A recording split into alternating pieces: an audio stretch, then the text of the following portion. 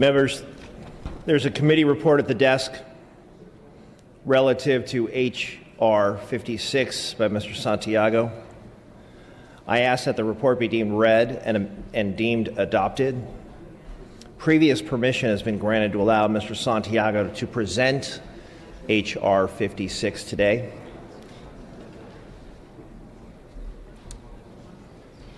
This is without reference to file.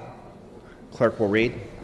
House Resolution 56 by Assemblymember Santiago relative to homelessness. Mr. Santiago, you may proceed. Thank you, Mr. Speaker. Members, H.R. 56 is monumental and it's timely. It is here before us so that we can renew our pledge to be a unified voice and to tackle the issue of homelessness in California. According to the U.S. Department of Housing and Urban Development, there are over 115,000 people who are homeless in California. In my district alone, where I represent Skid Row, we have 7,000 to 10,000 people living on the streets. It is unlike anything you have ever seen. It is a public health crisis that demands action now. And what is tragic is what you're beginning to see, not only individuals on the street, but families, young women, and small kids.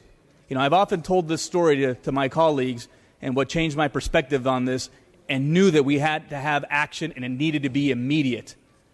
Years ago, I was driving down the street and stopped, and for the first time, I saw young families and baby boys and girls on the streets. It is inexcusable to me that we do not take action. Members, I ask you for your support on this resolution. And Mr. Speaker, I ask for the first roll to be open for co-authors. Ms. Brown, you are recognized on the resolution. Thank you, Mr. Speaker and members. As chair of the Aging and Long-Term Care Committee, I rise to support H.R. 56. California accounts for 25% of the nation's homeless population. Our population ages, and the individuals who are chronically homeless will age as well. According to the Department of Housing and Urban Development annual homeless assessment report, homelessness among seniors is estimated to increase in the United States by 33% by 2020. While there are some local efforts that have been made and have been successful in reducing homelessness, statewide attention and resources are desperately needed.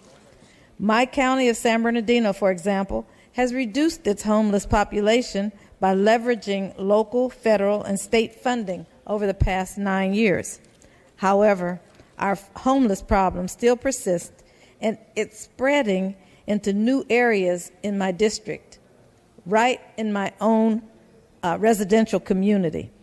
While some counties have made addressing homelessness a priority, individual county efforts are just not enough. We as a state must do more to ensure that the needs of our homeless population are addressed with urgency and adequate funding. I urge you to support this measure, and I thank the author for bringing this forward to the House.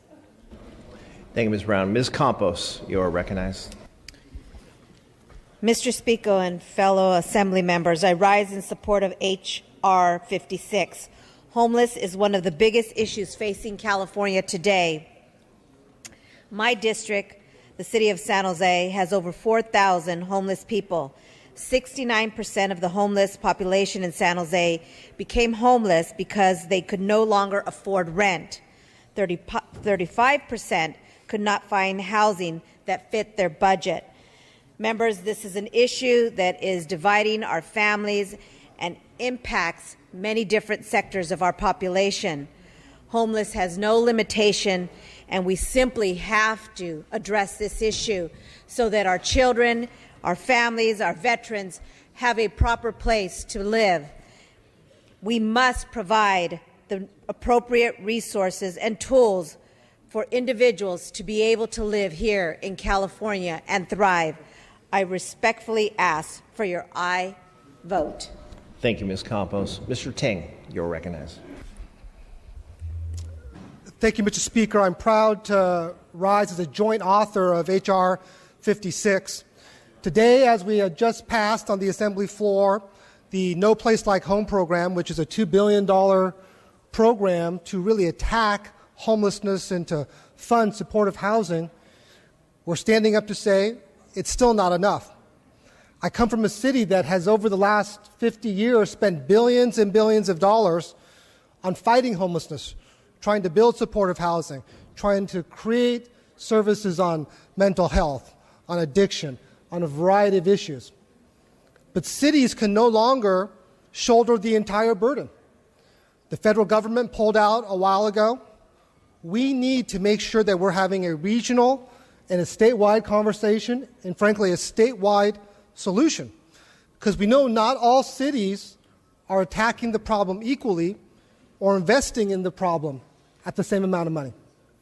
So today, we have an opportunity to ask the governor to declare a state of emergency on this issue. We have 47,000 homeless people in Los Angeles alone, which is already a mid-sized city. We have 7,500 homeless people in San Francisco.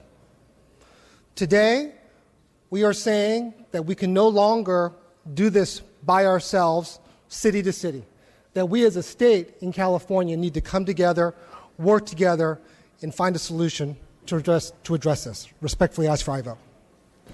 Thank you, Mr. Ting. Mr. Bloom, you're recognized.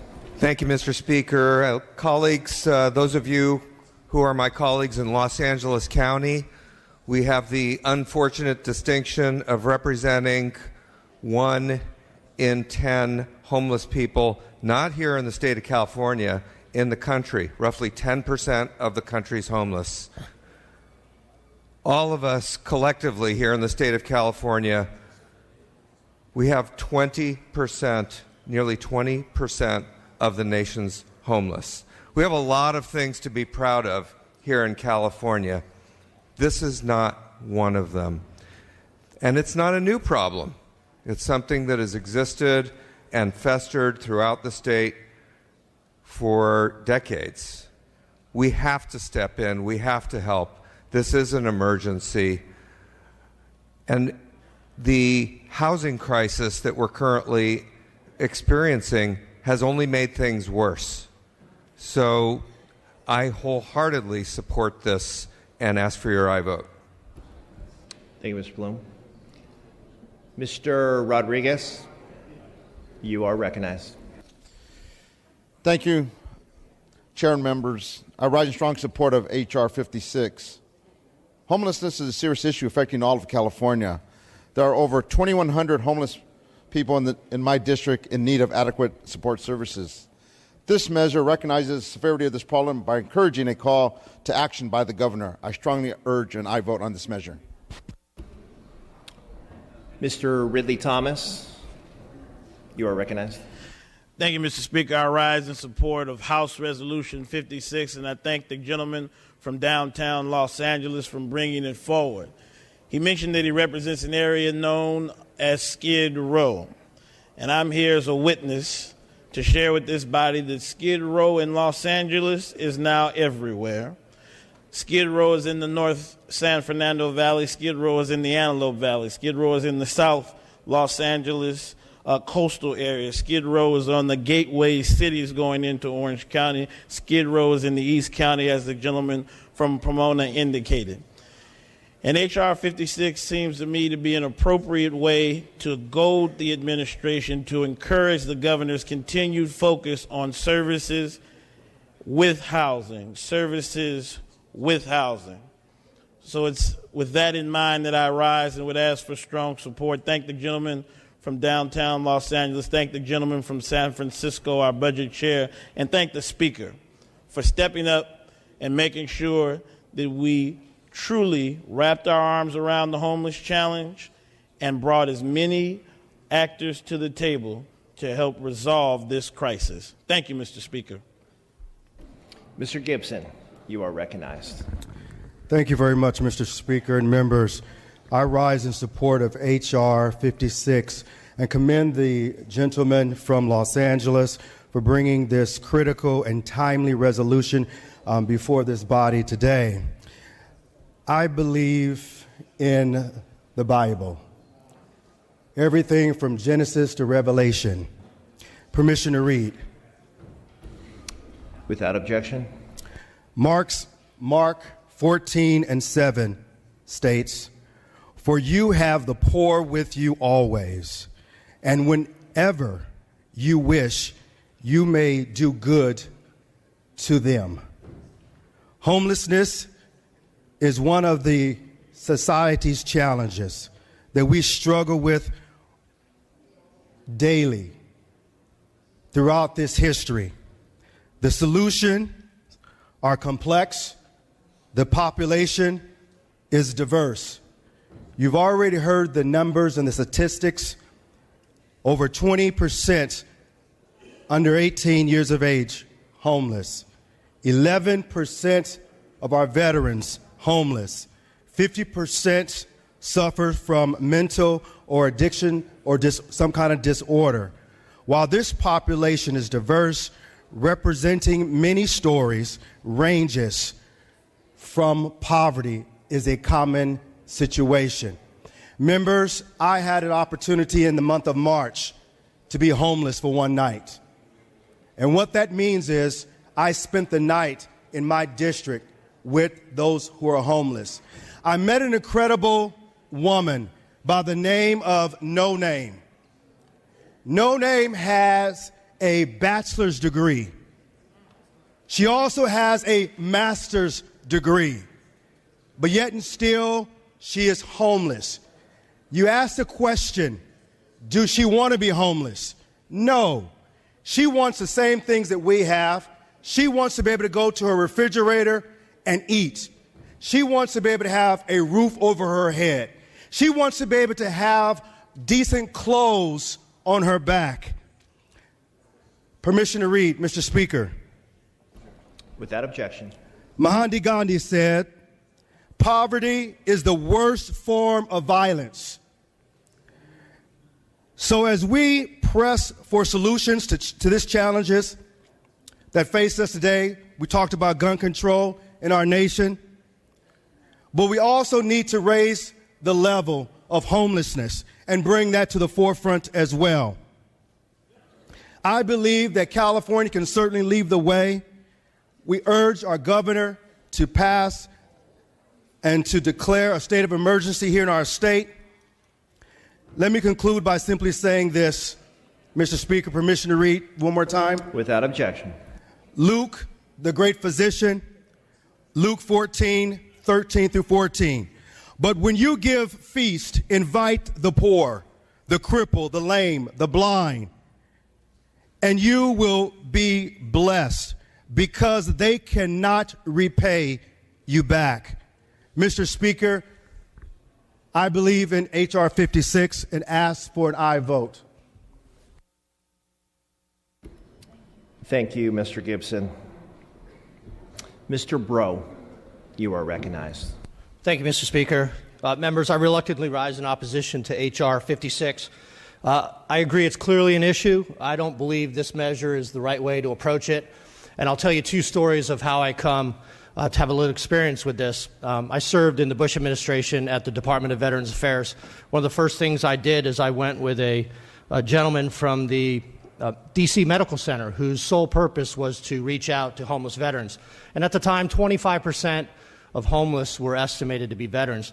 So I met this gentleman in the morning, and we went through parks, we went through soup kitchens, we went through homeless shelters, asking if any homeless people were veterans.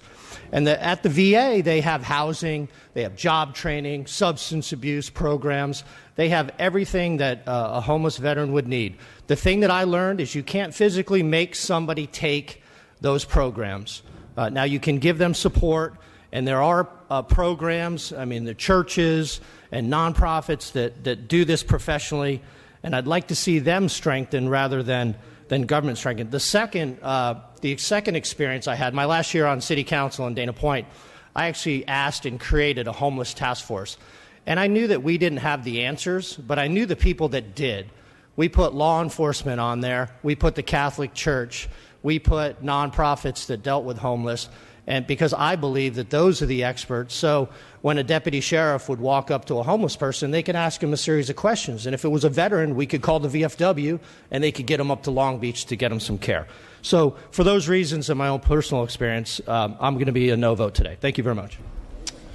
Thank you, Mr. Breaux. Mr. Chu, you are recognized.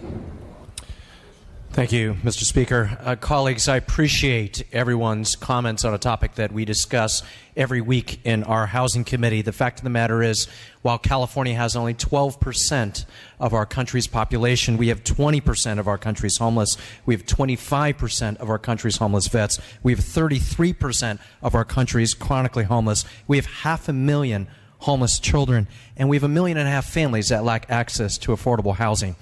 I appreciate also the comments and perspectives of everyone from every part of the state. I'll tell you, just yesterday in my office, I had a college student who had gotten into a car accident, who, because of that one financial emergency, caused a cascade of impacts that caused him to have to live out of the car that he had to repair. And we've seen, just in this last week, a new study on the new face of homelessness, and that is our college students. If we can't help our homeless veterans, if we can't help women and children who are out on the streets, if we can't help folks who are homeless because they lack access to jobs, if we can't help our college students, we can't, I think, be proud of where we are as a state. And this is why I'm very supportive of this measure, asking for our governor to call for a state of emergency on this issue. Respectfully ask for your aye vote. Thank you, Mr. Chu. Mr. Cooley, you are recognized. Colleagues, I am pleased to rise in support of this measure. And sitting here, I recall when I was 8 years old, I was moved to write a letter to the President of the United States, John Kennedy. I actually have the response in my office. And it makes me think about John Kennedy because as president, he once said something I've always taken to heart. He said, to govern is to choose. To govern is to choose.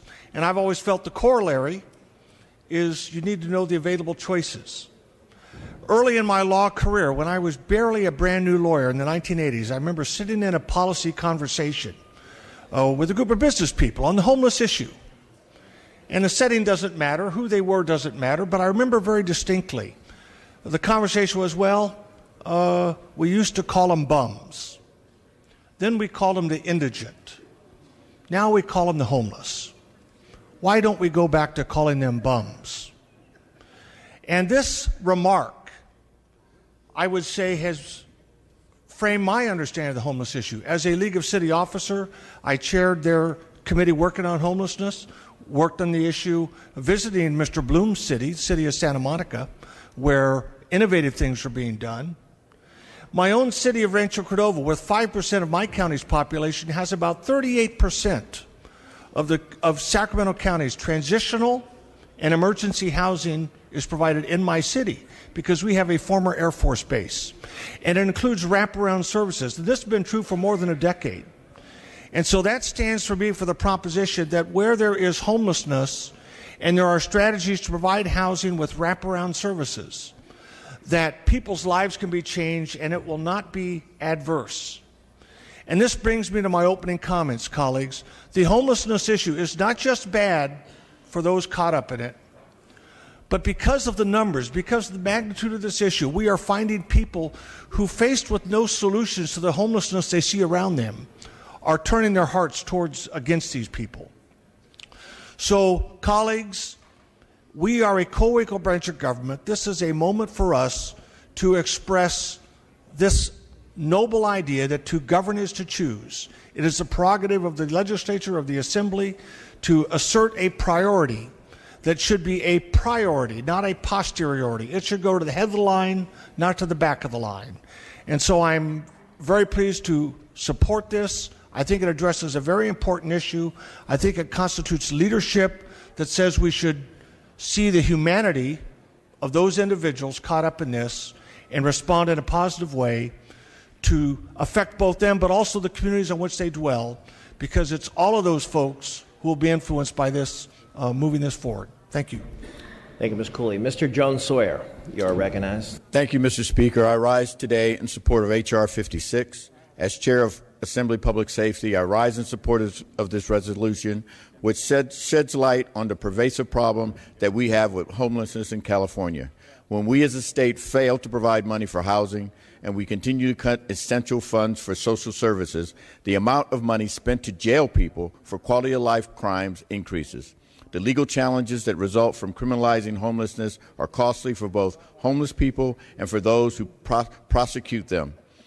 Yesterday, I met with my Veteran of the Year, and he told me in South Los Angeles, in the heart of South Los Angeles, many of the homeless people are former veterans, and he's doing all that he can to help them. However, he said they have some very, very unique needs that not only is money needed, but we as a community need to rally behind them to help them. And so, colleagues, I respectfully ask for your aye vote. Mr. Alejo, you are recognized. Thank you very much, Mr. Speaker and members. I, too, am joining in this effort, and I think California would probably be one of the first states to have this kind of conversation and ask its governor to declare an emergency. In the rarest of circumstances has this taken place, but this crisis across the state of California, whether you represent the Central Coast or the Central Valley, whether it's Los Angeles, San Diego, or the Bay Area, we have a significant portion of our poorest residents suffering, living out in the streets, living under the elements every single day and night. And I'm a deep believer that the greatest measure of any society is how we treat the least among us, our poor, our homeless. And we all grew up sitting at the table sometimes with our families, and we would often pray for the poor, those who were hungry, those who didn't have shelter above their heads. We didn't pray to sweep them out of a certain part of a community or that they should remain living in the freezing cold temperatures or the heat. We could do more. California could do more for them. But it takes commitment, and it takes policies that help advance the goal of housing the homeless. The legislature eliminated redevelopment several years ago. That was $1 billion loss each year towards housing in our local communities, the most important tool for local governments to build affordable housing projects across the state. So we have a responsibility in this. Other states like Connecticut have identified and housed every homeless veteran in their state because they made it a goal. We have yet to do that in California. So a lot is not just about a goal, it's not just about a declaration of emergency, but it's about carrying out policies that truly advance and move people out of the streets and put them into housing and services. And often when we talk about the homeless population, they often just say, oh, they're folks with drug addiction or mental health issues, and that's just not so. There's seniors living out there, veterans, there's single mothers living with children out in the street. These are our brothers and sisters, and it should matter that we could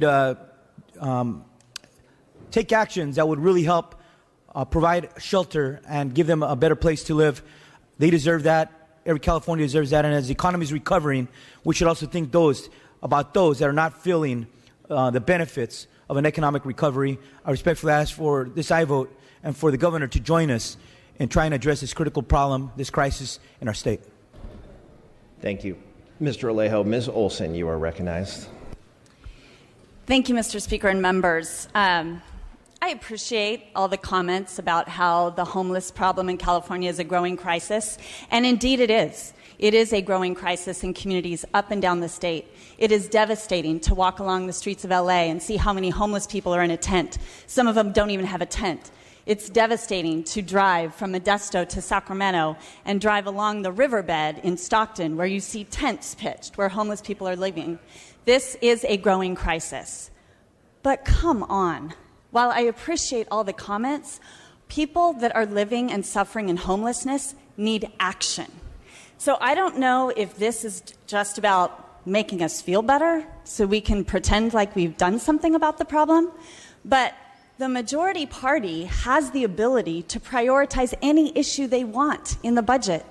We just passed a budget that was nearly $130 billion. And yes, we've now allocated today $2 billion toward homeless housing. Yes, we've allocated $10 million toward helping homeless youth. And that's a good start. But if the legislature truly wants to make addressing homelessness a priority, then make it a priority. For crying out loud, let's open up the budget right here and now and put an amendment in the budget, and let's truly dedicate resources toward helping homelessness. Let's provide them food. Let's provide them shelter. Let's empower nonprofit communities. Let's empower local governments to truly help reduce the levels of homelessness in the state of California. But passing a resolution to simply ask the governor to declare a state of emergency? What is that? I'm not sure that's anything other than making ourselves feel better about the growing crisis in California. And if we say it's difficult, I would suggest it's not difficult. This legislature just rolled back the Second Amendment in the United States Constitution. If the legislature can erode the Second Amendment of the United States Constitution, then heaven help us if we can't address the state of homelessness in the state of California.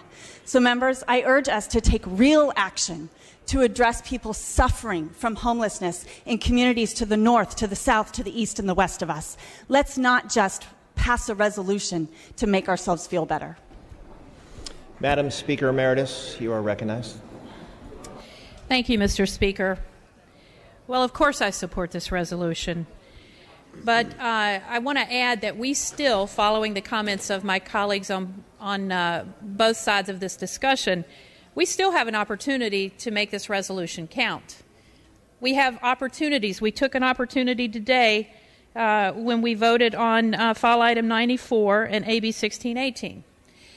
It's going to take resources. It's going to take money. It's going to take political will, and we're not done. We still have a proposal from the governor that obviously we're going to take July and go into August to try to address and see if we can build more units of housing in this state. So I believe very much in this resolution today, but I believe it is absolutely up to us to make it happen. And we still have the ability to do that this year. So I believe in all of the comments of my colleagues today on why this is important. And I do think we have it within our power to change this. It is within our power. And it will not be simple as we move forward. It will not be simple.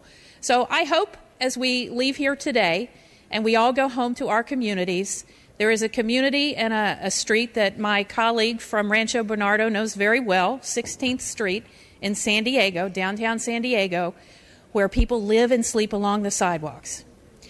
It is a matter of political will, and I urge us to go home and think about what we have to do with the communities we have to talk to come back in August and figure out how we are going to follow up on this resolution with action to make it happen. And I look forward to talking with anybody on any piece of this to see how we can make that a reality. We can change this if we really desire. Today, I will support this resolution and hope for more real specific things to come. Thank you, Madam Speaker Emeritus. Ms. Grove, you are recognized. Thank you, Mr. Speaker. I, too, appreciate all the comments that are being proposed on this floor regarding homelessness. There is homelessness in our state that we need to address, but it needs to be addressed, like my colleague from Modesto said, in the right way. I recently helped one of my constituents who waited 9 years to build a small housing project of 100 homes. 9 years debating and arguing and doing plans and submitting reports and trapping squirrels and putting tags on squirrels and following the squirrels to see if, where they lived and, where they, matriculated from, and then setting aside land to these squirrels to be moved to in numbers so that he could build housing and get a permit for housing, to build housing for people to live in. This was a 9-year process with Department of Fish and Game, or Fish and Wildlife.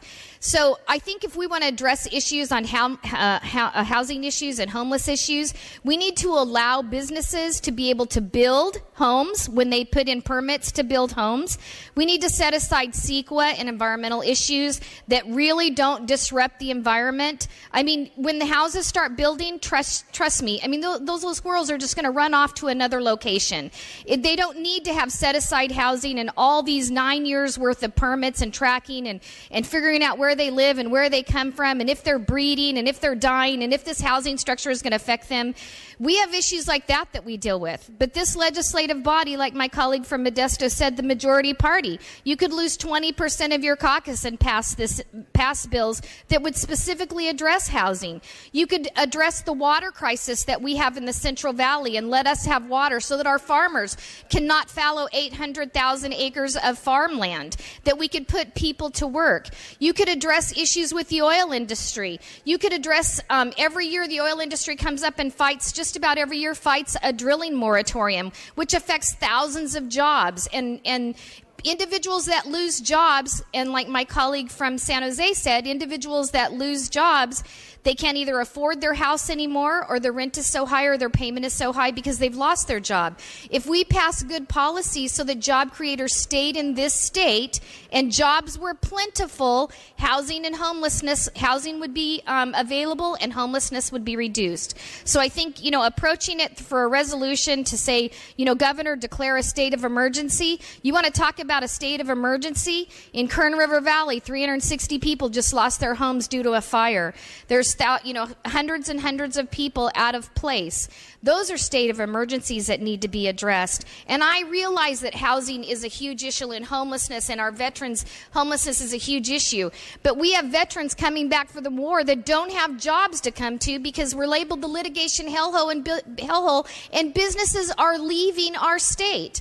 So let's address those issues, because we don't need to put a Band-Aid on something by passing a resolution and declaring a state of emergency. We need to get down and do a root cause and find out what's causing these issues. And right now it's lack of jobs that cause these issues and homelessness. And so I would urge a no vote. Thank you, members. Mr. Speaker, you are recognized. Thank you, Mr. Speaker and members. Members, homelessness is a problem that has plagued this state for decades and decades. However, recently the nature of the problem has changed. There are more families, more children, more women, many, many more veterans. And recently we received the startling statistic that 10% of our state's Cal State students are now homeless.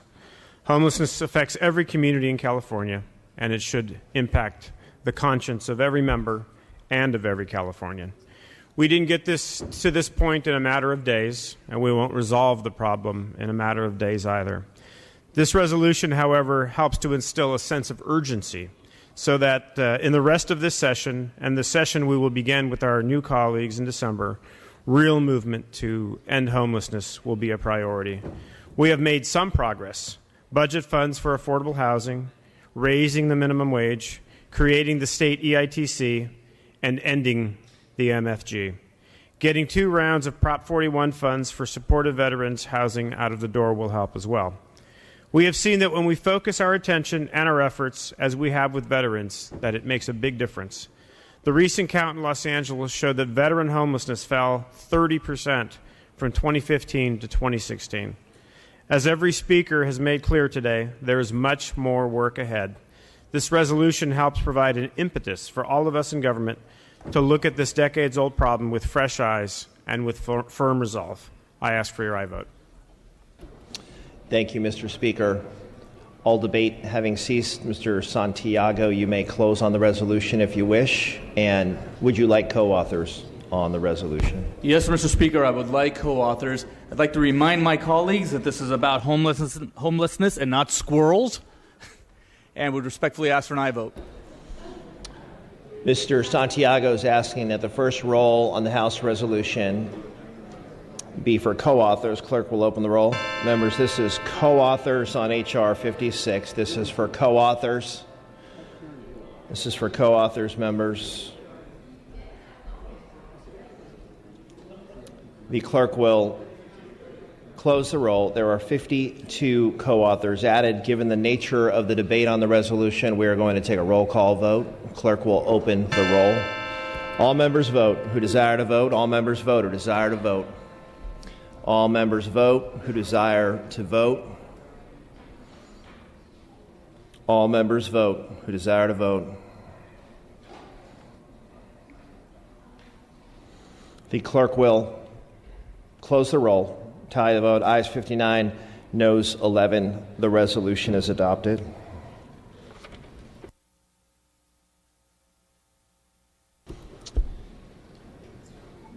Mr. Calderon, you are recognized for your procedural motions. Thank you, Mr. Speaker. I request unanimous consent to suspend Assembly Rule 77 and Assembly Rule 63 to allow the following bills to be taken up today without reference to the file for the purpose of concurring in Senate amendments. The bills are AB 1135 Levine, AB 1695 Bonta, AB 1673 Gibson, and AB 1674 Santiago. Ms. Waldron, you're recognized. We object and ask for a roll call. Members, this is going to be a procedural vote. Mr. Calderon moves. Mr. Cooper seconds that the rules be suspended. Clerk will open the roll. Mr. Calderon is asking for an aye vote. Ms. Waldron is asking for a no vote. Mr. Calderon is asking for an aye. Ms. Waldron, a no. Takes 41. Clerk will close the roll. Ayes 51, noes 24. The rules are suspended.